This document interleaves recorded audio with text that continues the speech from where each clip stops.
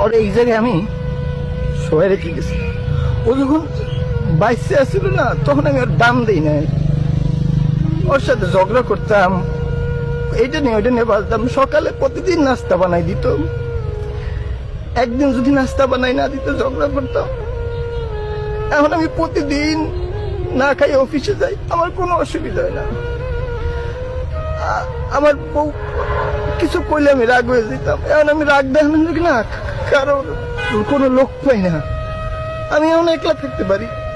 আমার পাখিটা নাই এই জায়গায় শুয়ে রয়েছে। ওর নাম ছিল রানী। ওর দেখতে আল্লাহ রানীর মতন, মানে শুধু আমি ওর রানীর মতন করে রাখতে পারিনি। আমি আল্লাহকে খেস খেস খেস খেস করছি। আমার যখন জ্বর হইতো, অসুখ হইতো, সারা রাত মাথায় পানি দিয়ে দিত, সময় ঘুমাইতো না। আমার জন্য শুধু কাঁদতো, দোয়া করতো।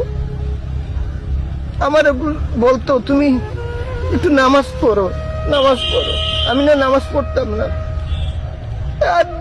আমি আজকে নামাজ পড়ি, তাও আমি নামাজ পড়ি। আজকে শুক্রবার, আমি শুনছি আল্লাহ শুক্রবার দিন না আসর নামাজের পর দোয়া কবুল করে। তোমার লাগে আমি দোয়া করতে এসেছি। আল্লাহ তুমি আমার রানীটা রে, এই যে ফুল বাগান, এটা আমার পাখি।